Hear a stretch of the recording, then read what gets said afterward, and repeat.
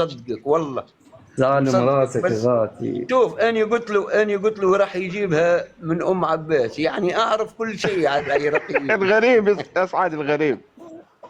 اطلب يا اطلب اخي اطلب. اسعد يا حبيبي. مراد الجزائري، حياك الله مراد. السلام عليكم ورحمة دمتم الله ضعيف. تعالى وبركاته. وعليكم انت ورحمة من اي الله نوع؟ وبركاته. حياكم الله حياك الله أخي. أحبتي انت اي جميعا، نوع الله يا مراد؟ يحفظكم ويرعاكم كلكم. سؤالكم اليوم رزية ربنا الخميس: يحفظك ويرعاك. النبي يهجر. لحظة يا مراد، سؤالي فقط، يا مراد، دقيقة بس، يا مراد، سؤالي فقط: يا مراد، ما معنى يا مراد، كلمة يهجر؟ يا مراد، تفضل يا مراد، تفضل باحث. انت شنو عقيدتك حبيبي؟ شنو عقيدتك؟ مسلم عربي آني مذي للإيراني. تفضل، ما معنى كلمة يهجر؟ باه تفضل. باه البث مسجل باه للمناسبة، يهجر مثل ما أنا هجرت، أسجل البث. مثل ما هجرت انت الان، صرت تهجر، بدأت الهروب. يعني صرت سيد لا تهذي. تهرب، لا تهرب، البث مسجل، لا تهرب، اي انا لا تهرب، جاوبتك مراد لا مثل تهرب. ما هجرت انت. مراد. أنا ما كنت اسمع، أهم ما سعيد. يكون مثل الكلام بأدب مثل ما واحترام. والله هجرت بأدب، انت والله وصرت بأدب. تهذي، لا سألتك انت ما صرت معنى كلمة تهذي. تهجر؟ تفضل. والله جاوبتك. انت من قلت مؤذي للايراني، انت صرت تهجر، لانه ايران حبيبي الغالي ما رفعت معنى لكم كلمة ريوسكم. تهجر؟ كلمة تهجر إيش معناها؟ لانكم تفضل. لانكم لانكم المسلمين ما فيكمش كلمة حتى تهجر واحد ما راجل. معناها يا سيد؟ لا تهرب، لانكم عيب عيب، لا المسلمين تهرب. السنه، البث مسجل، لا اسمع، تهرب، عيب والله لانكم عيب. المسلمين تفضل. السنه ما فيكمش كلمة واحد تهجر راجل ما معناها؟ جاوبني على فسوى على سؤالي الموضوع. محمد بس. أرجوك، محمد أرجوك اسمع اترك اسمع الكتابة اسمع هذه. اسمع محمد اسمع أرجوك اترك هذه لأن الكلمات. لأنه لأخذكم أنت محمد. اسمع تفضل لأنه تفضل. أنتم السنة يا ما سيد فيكمش جاوبني على راجل كلمة فسوى يهجر، ما حتى معنى يرعب يهجر؟ العدو، جاوبني، حتى أعطيني إجابة. يخوف العدو. قلت له أنت تاجر، أنت تاجر. إيه شفت ما شلون معناها؟ جاوبتك يعني؟ جاوبني يا أنت سيد، ما تهجر، معناها؟ ما معناها؟ أنت تهجر، قلت كلام بدون عقل، يعني أحسنت، أنت ليس أحسنت. لديك دقيقة عقل. سيد، دقيقة سيد، اسمع هذه افهمت الآية الكريمة. الله افهمت سبحانه وتعالى قال في محكم افهمت تنزيله: وليس. افهمت يا ولا ما فهمت؟ أيها اسمع انت القرآن، تهجر القرآن سيد، يعني أنا راح انت أقرأ بلا آيات، عقل. أنا راح أقرأ آيات، عيب بالعربية الفصحى بشوية اللي يهجر بالهداوة. يعني يهذي، قال الله سبحانه يعني وتعالى يهدي. اصاب في خلاص خلاص عقله خلاص، مرض. دقيقة بس بالهدوة. قال الله انت سبحانه في عقلك وتعالى: مرض. يا أيها افهمت المدثر قم افهمت فأنذر. يا رجل قاعد تقرأ افهمت قرآن، عيب. وربك افهمت فكبر ولا وثيابك نفهمك بالدارجة فطهر. يا التونسية؟ سيد عيب، قاعد أقرأ في القرآن. ابى نفهمك والرجس، بالدارجة انتبه التونسية. انتبه، والرجس سيد فاهجر. حيدر أرجوك خليه يكمل اصبر كلامه. بس سيد يا حيدر سيد. خلينا نقول له والرجس. باللهجة خلينا التونسية، نسمع ما خلينا نقول يقول. سيد له سيد هسه باللهجة دقيقة بس. نفهم ما يقول. التونسية. الآن والرجس. سنفهم لا ما لا يقول. لا لازم مو هيك نفسرها له مو هيك، باللهجة بس التونسية. دقيقة انت يا بسيط سيد. عقلك معناه، دقيقة. وقول الله سبحانه بسيط وتعالى: عقلك. والرجس فاهجر. والرجس فاهجر، هل معناها على فهمك انت هنا الرجس يعني فخبل او كون او كون بدون عقل؟ الرجس فاهجر يا سيد. يا احسنت سيد انت نعلمك بس، خليني ما اكمل زلت لك الكلمه. تهجر. الرجس لا فاهجر. تعرف، يا اسمع سيد اصبر، سيد اصبر، الدليل انك لا اصبر بس تعرف سياق يا الحديث. سيد. دقيقة. ما الرجس تعرفش فاهجر يا سياق إخواني الحديث. انت معناها تهجر، الرجس فاترك. اني الهجر يعني هاجرت. معناه اسمع الترك. يا سيد يا ما سيد، تزغزغش يعطيك. تعلم اللغة العربية وتعلم القرآن. الهجر بمعنى الترك، انت لا والآية تعرف الكريمة تقول: السياق، انت فالرجس تهجر لا فاهجر، تعرف أي سياق الرجس الكلام. اني فاترك. هاجرت كفوا الى منك تراث المانيا، الجزائر، يعني الله خرجت من أكبر بلادي ولله ومشيت الحمد. لبلاد اخرى. هؤلاء لا يعرفون لكن ما معنى اللفظ ما في له القرآن الكريم. اهجر فيصعد واحد استفهموه. مثل سيد ما له هذا اهجر يهبد بما لا استفهموه، يعرف، يهبد، يعني بص يقول أن عقله الرجس بالتونسي. هو الهذيان. بي فالرجس فاهجر، بي الهجر هو الهذيان. الله سبحانه والله وتعالى لا يقول: تعرف سياق الرجس الكلام. فاهجر، فمعناها والله انت الرجس تهجر فهدي. لا تعرف سياق يعني الكلام. الرجس فهدي. وجعتك انت ايه في مخك؟ والله وجعتك يا سيد انت حيوان. عندك مخ يا ولا قنادل حيوان في من مخك؟ الجزائر، انت عندك مخ ولا يا قنادل؟ حيوان من دعستك خلاص، الجزائر، بدأ السب لا الآن. تعرف بعدما سياق دعسته خلاص الكلام. وضحت له الأمر، لا بدأ تعرف السب الآن. سياق بدأ يسب الكلام. الآن، بدأ يسب الآن. والله لا اسمعوا هذا تعرف التسجيل يا سياق. حيدر لما حبيبي، سيد عجز من حيدر، هذا السيد عن يتكلم يا الإجابة مولين؟ بدأ يسب سيد الآن. حيدر ارجوك ثواني. لا سيد حول حيدر ولا قوة إلا اذا بالله. سمحت لي سيد حيدر ارجوك. تفضل باحث. مراد إيه. أسمع. قال عمر في رزية الخميس في صحيح مسلم: استفهموه أهجر؟ إيه علامة استفهام. أنا سألت ما تعرف معنى معنى كلمة كلمة يهجر يا يهجر شنو؟ الباحث؟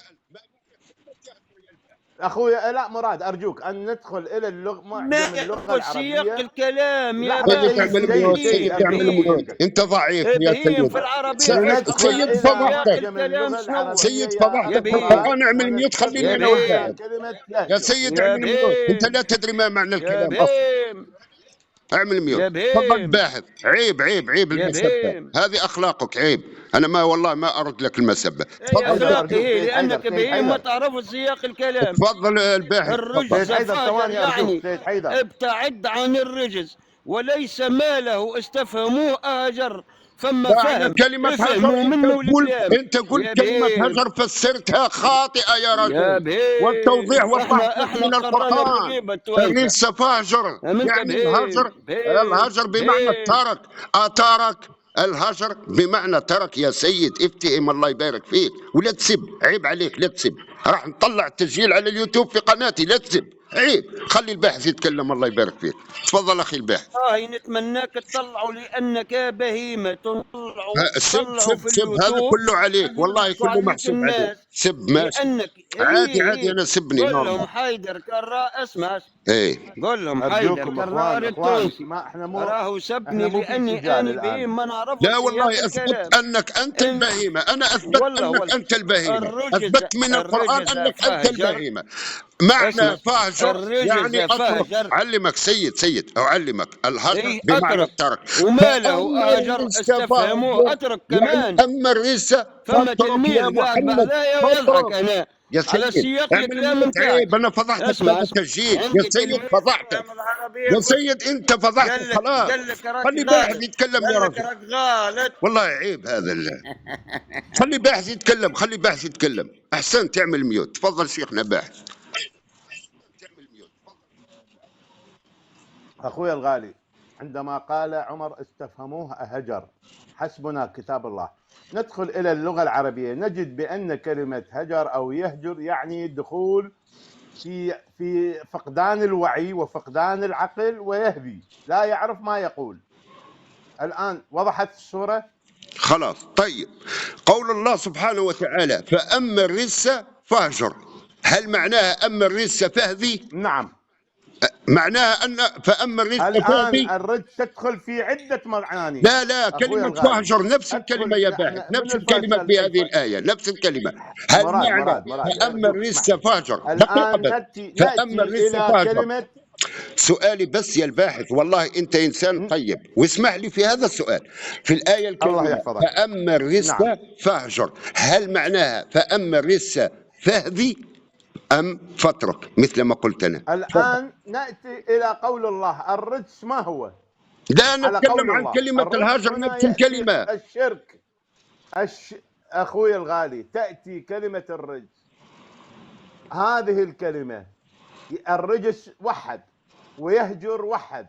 لنفس تفهم الكلام ماذا تقول في اللغة العربية. استفهموه أهجر أو يهجر. رد على الآية يا الباحث، رد على الآية. أما الرجس فاهجر يا حبيبي. أنا أريد أجيك على الرجس، أنا أريد أرسل لك الرجس تاج راس. لا قل لي الرجس على الرجس فاهجر، نفس الكلمة فاهجر. رد لي على كلمة فاهجر. يعني أما الرجس فهذي. الله يبارك فيك، كن حقيقيا الله يبارك فيك. هذا كلام الله، هذا كلام الله. الآن شرح الآية أرجوك اسمح. تفضل يا مراد. الآن شرح الآية. تعمل ميوت، تعمل ميوت. خلي الباحث يتكلم. يا سيد اعمل ميوت. أرجوكم ثانية. أعطيني إشراف يا الباحث، أعطيني اسمحوا لي أبو حيدر أعطيني إشراف. الآن شرح الآية. مراد تفضل الباحث. شرح الآية تقول تشرح الرجس أم يهجر. الرجس فهجر. الآن الشرح عندك. أنا أقول لك إلى الرجس عمل الرجس أم الهجران. أنا أقول لك شرح.